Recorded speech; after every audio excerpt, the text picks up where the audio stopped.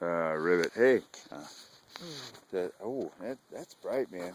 I'm using a different backdrop, but, you know, I was just thinking back on the days of being a Catholic when I was a kid, man. They were speaking a whole different language. And then they said you could have Mass in English and eat meat on Fridays. And I thought, wow, I could understand them and because we could have meat on Fridays, except during Lent.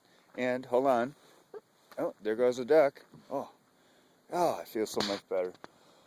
And I remember back in the days we would have egg foo young, and then they had this older container, which was the older one, which I called it egg foo old.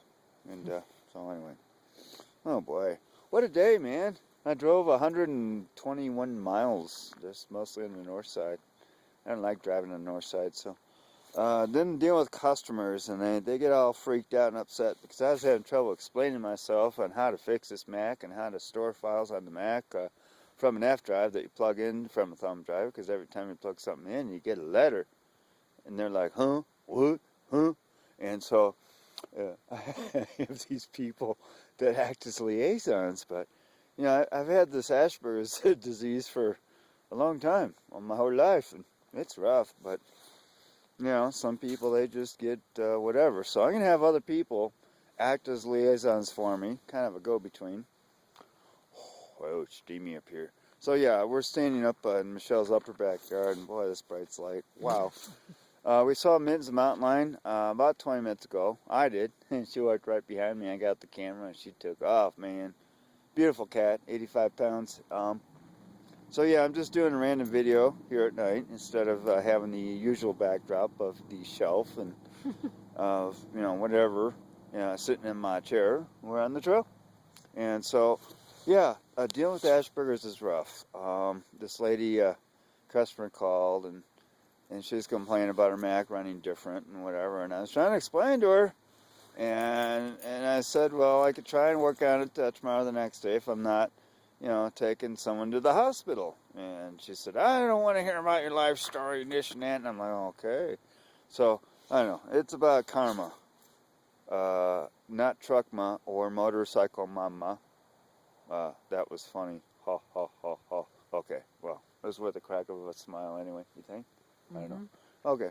So, yeah, I'm pretty much done with this video. But for those that have autism, Askperger's, there's always going to be a problem. But it's like people, here's another thing, then I'll be done.